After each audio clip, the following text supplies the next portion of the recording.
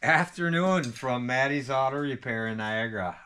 So we have back with us the 2021 Chrysler Pacifica that we had done a video previously about doing good diagnostics.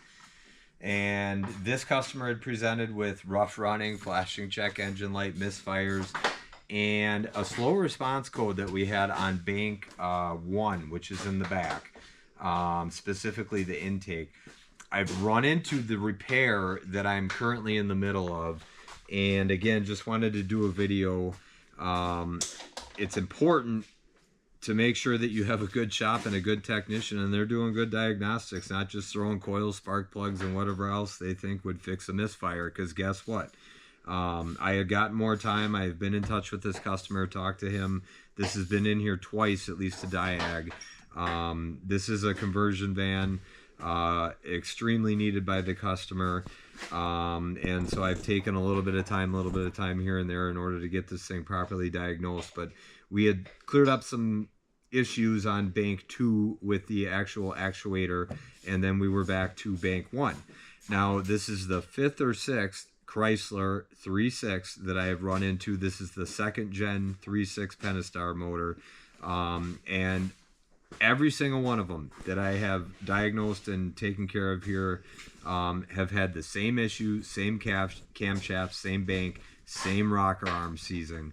What we had basically is the camshaft from bank 1 intake, and if you see, the lobes are not nice and clean, they're all ground down, and this has Dodge had added, along with the VVT system, they have a variable lift rocker arm that basically, with oil pressure, I have a spare one here. It's supposed to be nice and round, and this little guy, there's a spring and some other things inside here that actuate this thing to lift and change dynamics with the engine as you're driving. Now, every single one of these repairs that I have done has always come back to the same rockers, the same camshaft. In the past, I've run into 1 or 2 of these. These are pretty pricey little rocker arms at $100 a pop. But the interesting thing is, on Identifix, and I don't necessarily have access to all the dealer type information that they're seeing consistently on the newer ones, but there are no bulletins that I see, no threads coming up on this. And again, this is at least the 6th job that I'm putting the same specific camshaft in, not the other cams, not the exhaust cams. The exhaust cams have a regular rocker arm. It's just both intakes, but it's always bank 1. And each and every one of these rocker arms on this specific engine is wore down and stuck at some point, causing the camshaft to wear and then eventually leading to a misfire and poor running. And the interesting thing is, Dodge, last few of these that I had done here in Niagara, the camshafts were on national back order. That tells you something. It's a real common issue. Now that they're not on back order anymore, I was able to obtain the OEM camshaft, which is already in the vehicle, but it comes as a kit. You get the valve cover gasket for the right side, you get 6 new rocker arms and some other seals, and then the camshaft.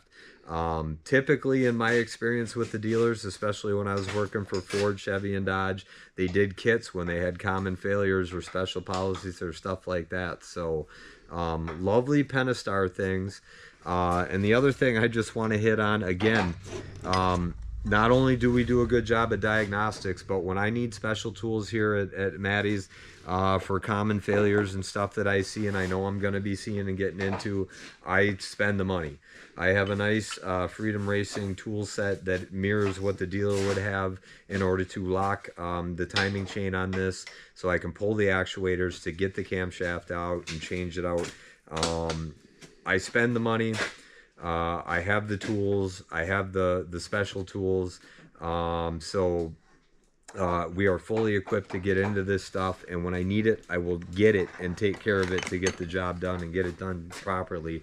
Hopefully I'll be finishing this one up later today, and this gentleman will have his minivan back. The other interesting thing about this is, and I don't know if I said that yet in this video, is this vehicle has 60,000 miles on it, and every single one of these rocker arms was stuck at some point and wearing down the camshaft. So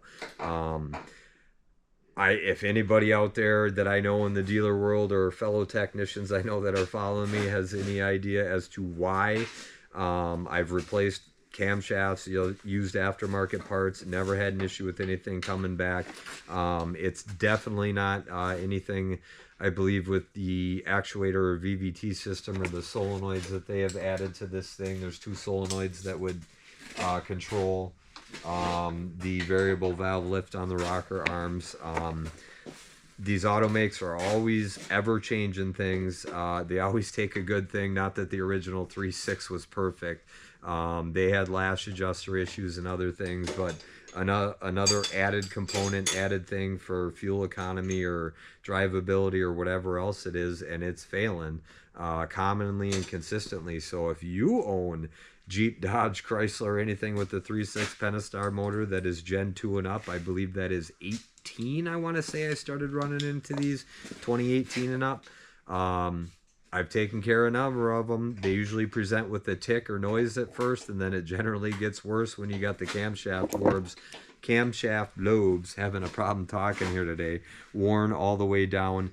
That will present with a flashing check engine light, misfire, and really crappy running. So just another good repair that we'll have here, and another satisfied customer at the end of the day. So reach on out if you got some of the similar issues you want to get taken care of. Make it a great Tuesday.